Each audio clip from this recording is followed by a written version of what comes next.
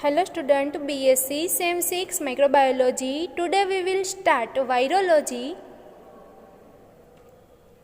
Topic name HIV. Human immunodeficiency virus means life cycle of HIV ke how they replicate in a host cells and degrade host cells. HIV is a etiological agent of AIDS. AIDS માટેનો શું છે? Etiological agent છે, means કે HIV વાયરસના લીધે ads disease છે એ થાય છે. Acquired immuno deficiency syndrome. HIV છે તો એની જીનસ કઈ છે? તો કે લેન્ટીવાયરસ એન્ડ ફેમિલી રિટ્રોવિરિડે. એડ્સની અંદર બે વાયરસ આવે, HIV-1 એન્ડ HIV-2, પણ મેઇનલી એડ્સ છે એ HIV-1થી થાય છે. HIV વાયરસ છે એનું સ્ટ્રક્ચર કેવું છે? સૌથી પહેલાં આપણે વાત કરીએ તો structure of HIV virus. Spherical enveloped virus. એની સાઇઝની વાત કરીએ તો કે 900 to 120 nanometre in a size. HIV virus છે એની અંદર બે છે. ફર્સ્ટ તો કે આઉટર આઇકોસાહેડ્રન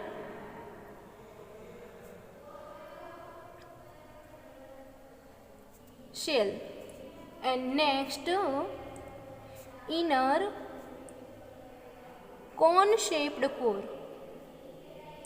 એટલે કે HIV વાયરસની અંદર બે સ્ટ્રક્ચરની વાત કરીએ તો એક પાર્ટ છે જેને કહેવાય છે outer icosahedron shell and second inner cone shaped core. હવે જે ઇનર કોન શેપ્ડ કોર છે કે જેની અંદર એન્ઝાઇમ આવેલા છે, ફર્સ્ટ તો કે reverse transcriptase enzyme, integrase enzyme and protease enzymes.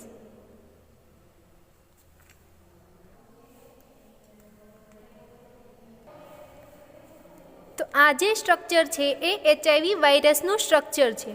હવે આપણે વાત કરીએ તો કે HIV વાયરસ છે એક તો સ્ફેરિકલ છે અને બીજું કે એન્વેલોપ વાયરસ છે. તો આ જે છે એ વાયરસનું એન્વેલોપ છે. વાયરસ એન્વેલોપની અંદરથી સ્પાઇક નીકળે છે, બરાબર, કે જેવી રીતે બેક્ટેરિયોફાજમાંથી સ્પાઇક નીકળે છે એવી જ રીતે HIV વાયરસમાંથી પણ સ્પાઇક નીકળે છે. તો આપણે આને નામ આપી દઈએ એન્વેલોપ ઓફ વાયરસ. વાયરસનું એન્વેલોપ છે એની અંદરથી જે સ્પાઇક નીકળે છે એની અંદર બે પાર્ટ છે. તો ફર્સ્ટ ઉપર જે રાઉન્ડ દેખાય છે એ જે છે એને કહેવાય GP120. તો કે envelope protein, envelope glycoprotein GP120.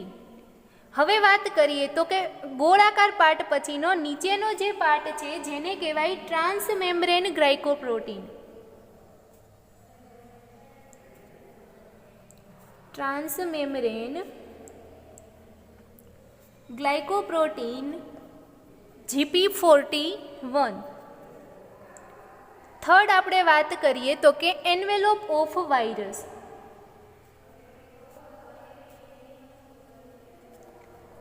નાઉ ફોર્થ કે HIV વાયરસ છે એની અંદર શું આવેલું છે? તો કે આઉટર આઇકોસાહેડ્રન શેલ આવેલું છે. તો આ જે તમને ગોળ પાર્ટ દેખાય છે જેને કીધું છે P17, તો એ જે છે એ શું છે? તો કે આઉટર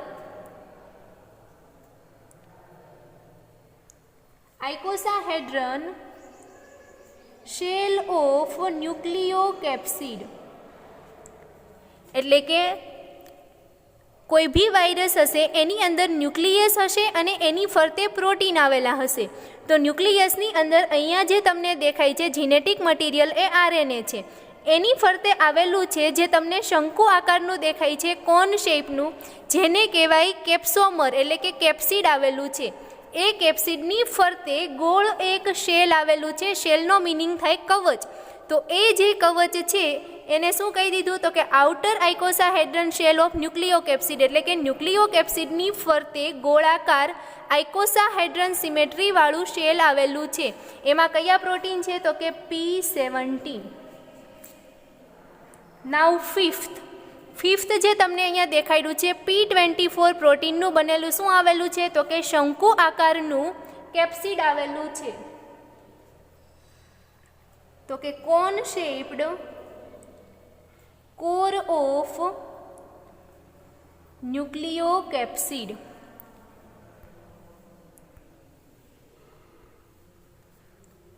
નાઉ 6 પ્રોટીએજ એન્ઝાઇમ. આપણે વાત કરી સૌ પ્રથમ કે કોન શેપ્ડ કોર છે કે જેની અંદર 3 એન્ઝાઇમ આવેલા છે. અહીંયા જે તમને આરએનએ જોડે અટેચ થયેલા દેખાય છે જેને કહેવાય રિવર્સ ટ્રાન્સક્રિપ્ટેજ. એક જે છે એ પ્રોટીએજ એન્ઝાઇમ અને અહીંયા જે છે એ ઇન્ટિગ્રેજ એન્ઝાઇમ. એટલે 6, 7 and 8 કહીએ તો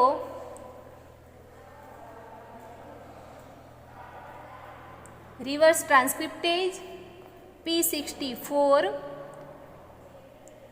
પ્રોટીએજ P10, right, and integrase P32.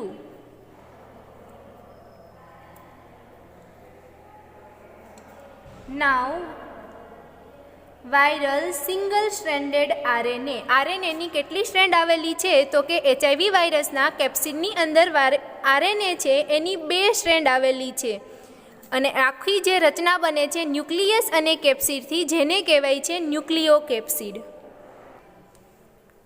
તો આટલી જે વાત થઈ એ થઈ સ્ટ્રક્ચર ઓફ એચઆઈવી વાયરસ. હવે વાત કરીએ કે એચઆઈવી જીનોમ એટલે કે જે વાયરસ છે HIV-1 એના જીનોમની અંદર કયા કયા પ્રોટીન માટેના કોડ આવેલા છે. HIV-1 carries 3 structural gene. First GAG, second POL and third ENV. હવે આપણે ડિટેલમાં વાત કરીએ તો કે GAG જીન. તો ગેગ જીન છે એ ઘણા બધા પ્રોટીન માટે એન્કોડ થયેલા કોડ છે. તો કે આ જીન છે એમાંથી જે પ્રોટીન બનવાના છે એ કયા કયા પ્રોટીન બનશે તો કે capsid and matrix. Now second pol gene. Pol gene છે કે જેની અંદર 3 મેઇન એન્ઝાઇમ માટેના જીન આવેલા છે. કયા એન્ઝાઇમ?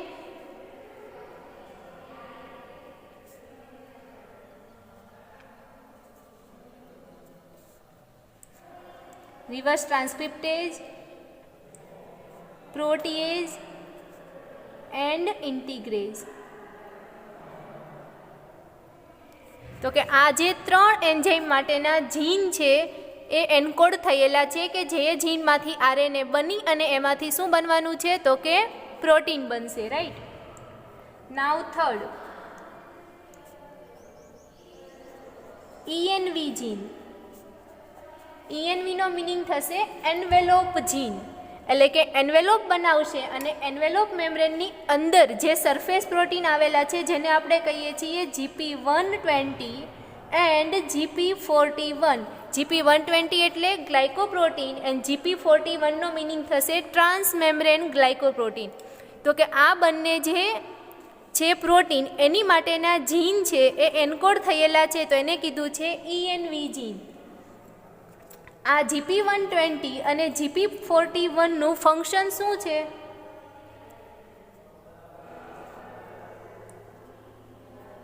તો કે જે HIV વાયરસ છે એની હોસ્ટની જોડે અટેચમેન્ટ થવામાં હેલ્પ કરશે.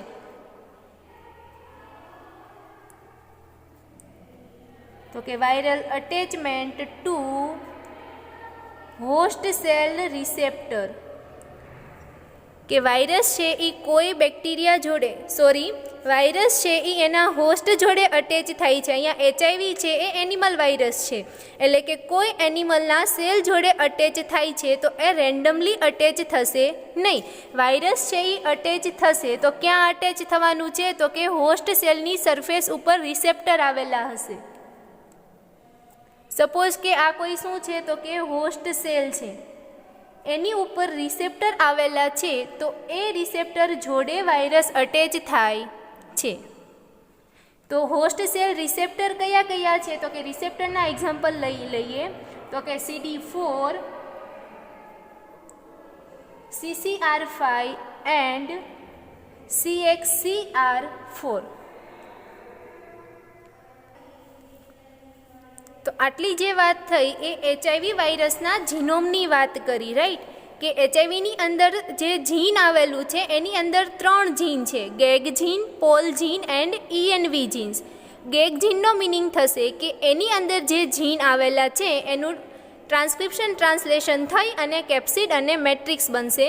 પોલ જીન છે કે જેની અંદર જીન આવેલા છે એ 3 એન્ઝાઇમ બનાવશે, RT, પ્રોટીએઝ એન્ડ ઇન્ટિગ્રેઝ. એન્વાયરમેન્ટ જીન છે કે GP120 અને GP41 બનાવશે કે એની માટેના જીન એન્કોડ થયેલા છે. આ GP120 અને GP41નું ફંક્શન શું છે તો કે એ વાયરસ છે એની ઉપર આવેલા છે કે જે હોસ્ટ સેલ્સની સાથે અટેચ થવામાં રિસેપ્ટર જોડે બાઇન્ડ થશે. Now we start life cycle of HIV virus.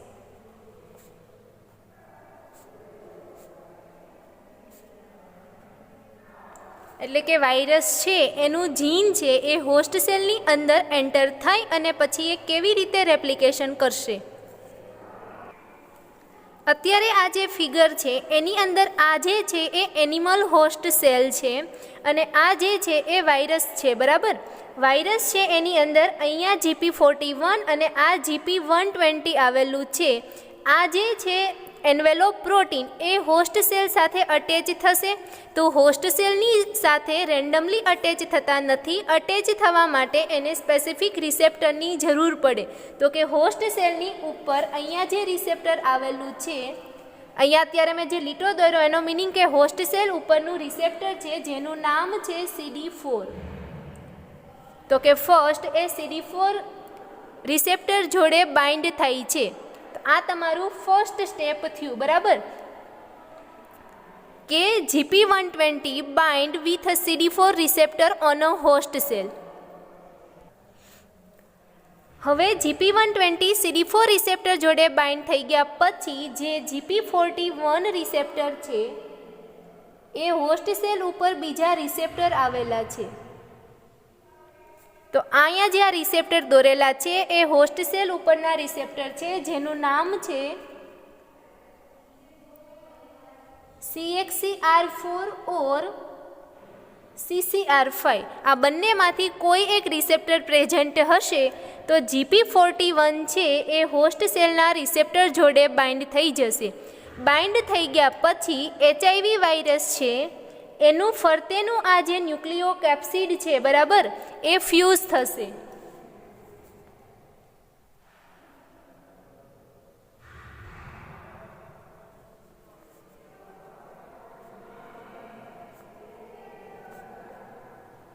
આ ફ્યુઝ થાય છે એટલે કે જોડે જોડે અહીંયાથી વાયરસ છે એ પણ શું થઈ જશે, રિમૂવ થઈ જશે, બરાબર. આખું જે છે એ ફ્યુઝ થાય છે, વાયરસ એ ફ્યુઝ થશે કે જેના લીધે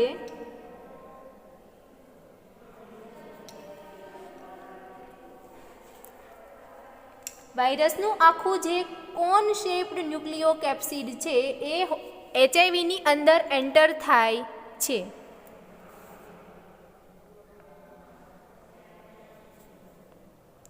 કેમ કે વાયરસનું સ્ટ્રક્ચર છે એ કેવું છે તો કે આવી રીતે હશે વાયરસ સ્ટ્રક્ચર.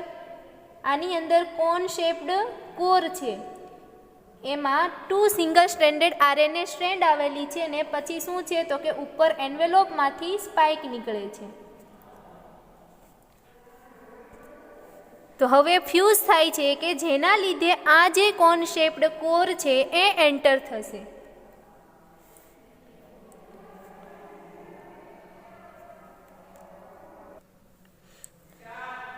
અંદર એન્ટર થઈ ગયા પછી આ જે વાયરસ છે એનું કોર પ્રોટીન છે એ ડિસોશિએટ થાય છે RNA અને એન્ઝાઇમ.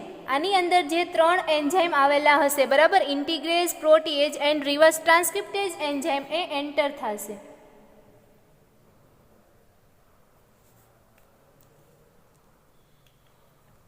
તો કે એન્ઝાઇમ અને RNA છે એ સેલની અંદર એન્ટર થાય છે, કોર પ્રોટીન છે એ ડિસોશિએટ થઈ જાય છે.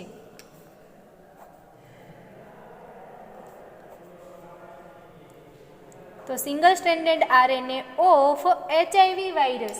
નાઉ નેક્સ્ટ, હવે આ સિંગલ સ્ટ્રેન્ડેડ RNA એન્ટર થઈ ગયા પછી એનું રિવર્સ ટ્રાન્સક્રિપ્શન થશે.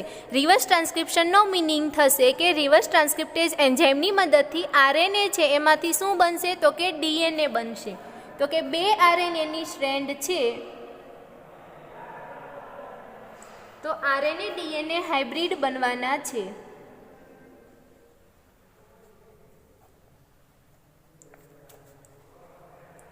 કેમ કે રિવર્સ ટ્રાન્સક્રિપ્ટેજનું ફંક્શન શું છે તો કે રિવર્સ ટ્રાન્સક્રિપ્ટેજ એન્ઝાઇમ છે એનું ફંક્શન છે કે RNAમાંથી DNA બનાવવું, એટલે કે એની કોમ્પ્લિમેન્ટરી સ્ટ્રેન્ડ બનશે એ DNAની બનશે. તો અહીંયા 2 ssRNA છે તો એમાંથી 2 RNA DNA હાઇબ્રિડ બનશે. હવે અહીંયા RNA DNA હાઇબ્રિડ બન્યું.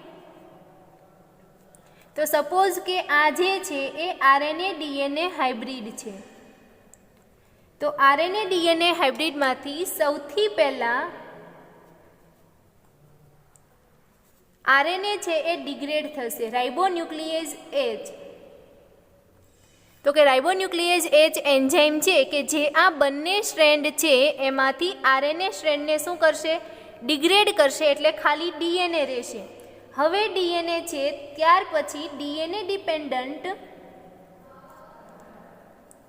DNA પોલિમરેઝ એન્ઝાઇમની મદદથી ડબલ સ્ટ્રેન્ડેડ DNA રેપ્લિકેશન થઈને ફોર્મ થશે. તો કે આ 2 RNA DNA હાઇબ્રિડ હતા તો રાઇબોન્યુક્લિયેઝ H એન્ઝાઇમ આવી RNA સ્ટ્રેન્ડને ડિગ્રેડ કરી DNA પોલિમરેઝ DNA ડિપેન્ડન્ટ એન્ઝાઇમથી ડબલ સ્ટ્રેન્ડેડ DNA બનાવે છે. તો આટલી જે મિકેનિઝમ છે એ હોસ્ટ સેલ પણ કયા તો કે જે એનિમલ છે એના મોનોફાજ અથવા તો મેક્રોફાજ, એ મેક્રોફાજના સાઇટોપ્લાઝમમાં થાય છે. સાઇટોપ્લાઝમ પછી આ જે ડબલ સ્ટ્રેન્ડેડ DNA છે એ એન્ટર થશે હોસ્ટ સેલના ન્યુક્લિયસની અંદર.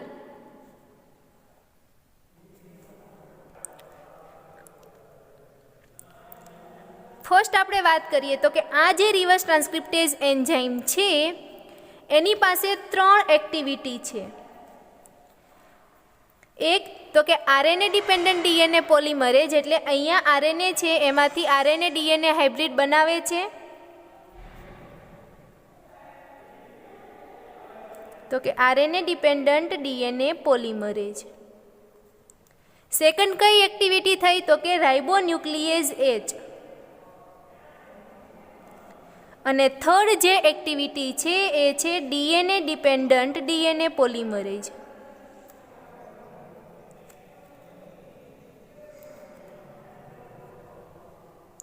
તો આ 3 એક્ટિવિટી રિવર્સ ટ્રાન્સક્રિપ્ટેજ પાસે હતી, એનાથી આટલી મિકેનિઝમ થઈ ગઈ. હવે ડબલ સ્ટ્રેન્ડેડ DNA છે એ સેલની અંદર એન્ટર થશે. તો ડબલ સ્ટ્રેન્ડેડ DNA એ ન્યુક્લિયસની અંદર એન્ટર થાય છે. તો ન્યુક્લિયસ છે એની અંદર બી DNA હશે.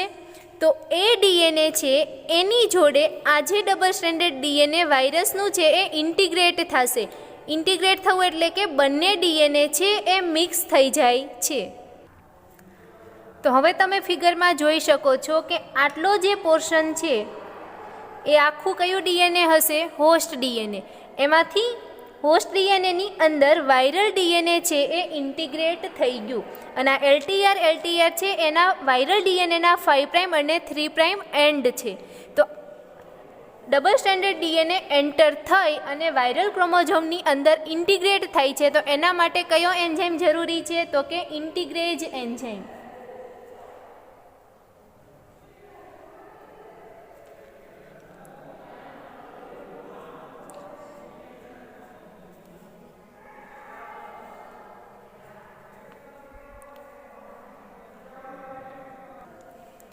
તો લાઇસોજેનિક સાયકલની અંદર પણ શું થતું હતું તો કે જે વાયરસનું DNA હતું બેક્ટેરિયોફાજની અંદર, તો એ બેક્ટેરિયોફાજનું DNA બેક્ટેરિયલ સેલની અંદર ઇન્ટિગ્રેટ થતું હતું. તો એને આપણે શું કહેતા હતા? પ્રોફાજ કહેતા હતા, રાઈટ? આવી રીતે બેક્ટેરિયલ સેલ છે એની અંદર આ ડીએનએ હતું, એની અંદર વાયરસનું ડીએનએ શું થાય છે, ઇન્ટિગ્રેટ થતું હતું, તો પ્રોફાજ કહેતા હતા. એવી જ રીતે અહીંયા એનિમલ સેલની અંદર વાયરસનું ડીએનએ ઇન્ટિગ્રેટ થાય છે, તો એને આપણે કહીશું પ્રોવાયરસ. શું નામ આપવાનું છે, તો કે પ્રોવાયરસ. તો કે હવે આ જે વાયરસ બને છે, જે સેલનું સ્ટ્રક્ચર એ કેવું બને છે, પ્રોવાયરસ સ્ટ્રક્ચર બને છે. એટલે આપણે પહેલી ફિગરની અંદર જોયું કે પ્રોવાયરસ બની ગયા, બરાબર. એટલે એ જે ફિગર હતી ને એ ફિગરનું નામ હતું infection of virus in a host cell. હવે આપણે જે ફિગર જોઈશું એની અંદર શું કરવાનું છે, તો કે એક્ટિવેશન ઓફ પ્રોવાયરસ. તો કે હવે જે વાયરસ બન્યા એ એનું રેપ્લિકેશન કરી અને વાયરસની નવી પ્રોજેની બનાવશે, બરાબર. તો કે પહેલી જે ફિગર હતી એની અંદર શું થતું હતું, તો કે પ્રોવાયરસ બનતા હતા. અને હવે આ પ્રોવાયરસનું એક્ટિવેશન કરો છો, એનો મિનિંગ કે વાયરસ છે એની નવી પ્રોજેની બનશે અને એ પ્રોજેની છે એ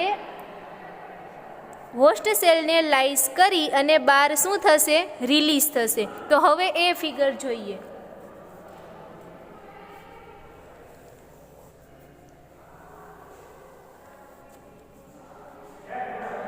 સૌથી પહેલાં શું છે, તો કે હોસ્ટ સેલ છે, બરાબર. હોસ્ટ સેલ છે એનું આપણે વાત કરીએ તો આ જે છે એ ન્યુક્લિયસ છે.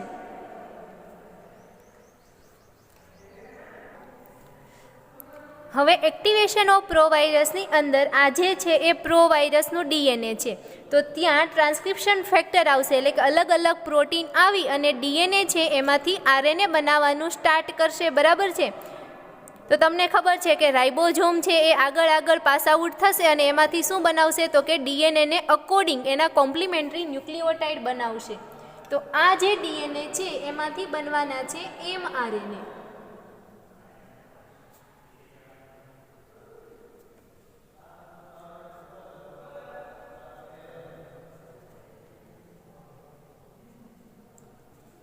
હવે એમઆરએનએ બની ગયા પછી એ જે એમઆરએનએ છે એનું હવે ટ્રાન્સલેશન થવું પડશે, કેમ કે એમાંથી આપણે એચઆઈવી વાયરસના કોટ પ્રોટીન બનાવવાના છે.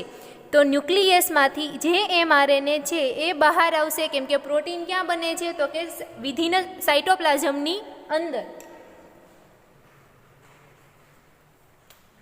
તો આ જે એમઆરએનએ છે ત્યાં શું બાઇન્ડિંગ થશે, તો કે રાઇબોઝોમ બાઇન્ડિંગ થશે, બરાબર. એનો 30S પોર્શન અને 50S પોર્શન. તો રાઇબોઝોમ બાઇન્ડ થઈ અને મિકેનિઝમ છે એ આગળ પાસ આઉટ થશે, એટલે એમાંથી જે બનવાના છે એ પ્રોટીન બનશે.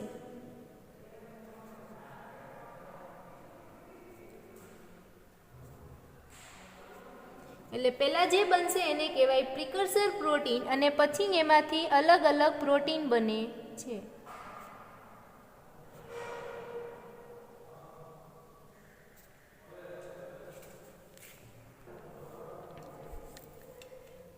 તો કે પ્રોવાયરસનું આ ડીએનએ હતું, એમાંથી ટ્રાન્સક્રિપ્શન થશે ટ્રાન્સક્રિપ્શન ફેક્ટરની મદદથી, એટલે બનવાના છે એમઆરએનએ અને સિંગલ સ્ટ્રેન્ડેડ આરએનએ બનશે. એને કહેવાય સબ જીનોમિક આરએનએ, બરાબર. હવે જે આ એમઆરએનએ બને છે એ સાઇટોપ્લાઝમમાં આવશે, એટલે કે ત્યાં રાઇબોઝોમ એની જોડે અટેચ થઈ એમાંથી બનવાના છે પ્રોટીન, એને કહેવાય પ્રિકર્સર પ્રોટીન.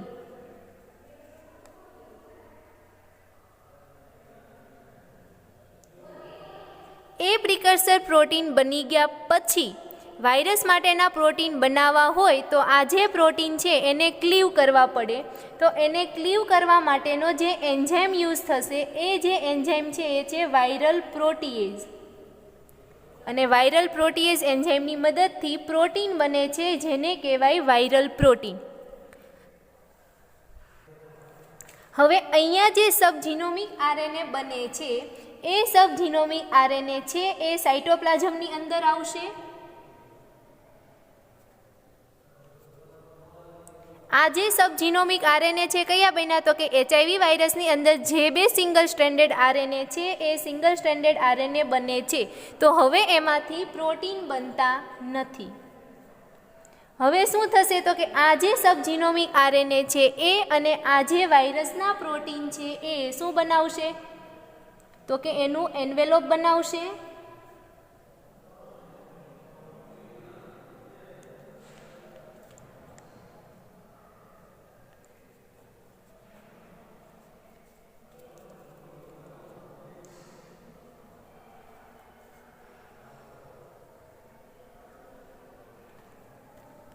તો કે આવી રીતે એન્વેલોપ બનાવવાનું સ્ટાર્ટ કરશે. એમાં GP41 GP120ની અરેન્જમેન્ટ થશે પ્રોટીનમાંથી. આ જે SSRNA બન્યા છે એ SSRNA પણ કોન્સેપ્ટ કોરની અંદર સમાઈ જશે, બરાબર. અને રિવર્સ ટ્રાન્સક્રિપ્ટેજ એન્ઝાઇમ, ઇન્ટિગ્રેજ એન્ઝાઇમ, પ્રોટીએજ એન્ઝાઇમ જે બી પ્રોટીનમાંથી બનશે એનાથી આખું વાયરસ છે એનું સ્ટ્રક્ચર બનશે. તો એ બની અને એને હોસ્ટ સેલમાંથી બહાર આવવા માટે એ નાનું એવું બડિંગ કરે છે હોસ્ટ સેલ. એ બડિંગ થઈ જાય પછી આખો વાયરસ બનશે.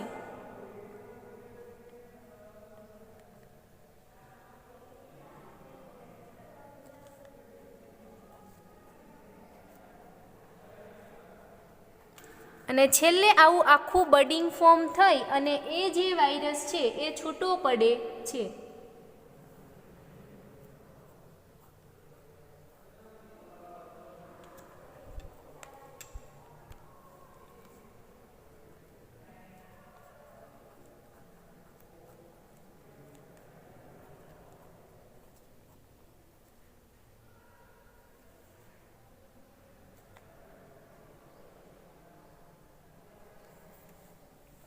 તો આટલી જે વસ્તુ થઈ એ થઈ વાયરલ છે.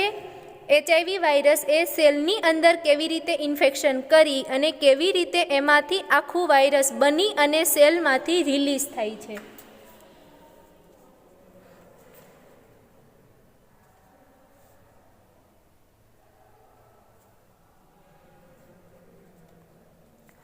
આજે તમારો 4th પોઈન્ટ જે છે એ કયો થશે? એસેમ્બલીનો. એસેમ્બલી થઈ ગયા પછી બડિંગ થશે અને બડિંગ થઈ અને પછી એ શું થાય છે તો કે હોસ્ટ સેલમાંથી છૂટું પડશે. ઓકે.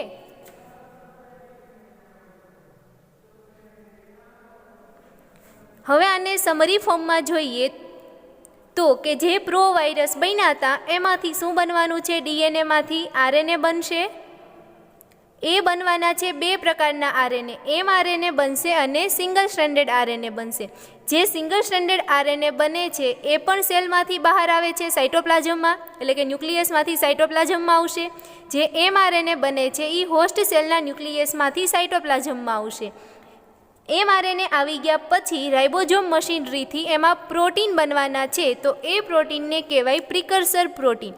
પ્રિકર્સર પ્રોટીન બની ગયા પછી વાયરલ પ્રોટીએજ એન્ઝાઇમ આવશે કે એ જે પ્રોટીન બન્યા છે એને ક્લીવ કરીને અલગ અલગ પ્રોટીન બનાવશે. જેમ કે ઇન્ટિગ્રેજ પ્રોટીન બનાવે પ્રોટીએજ, રિવર્સ ટ્રાન્સક્રિપ્ટેજ, કોર પ્રોટીન બનાવશે GP120 GP41, એટલે કે વાયરસ સ્ટ્રક્ચરના બધા જ પ્રોટીન બનાવે છે.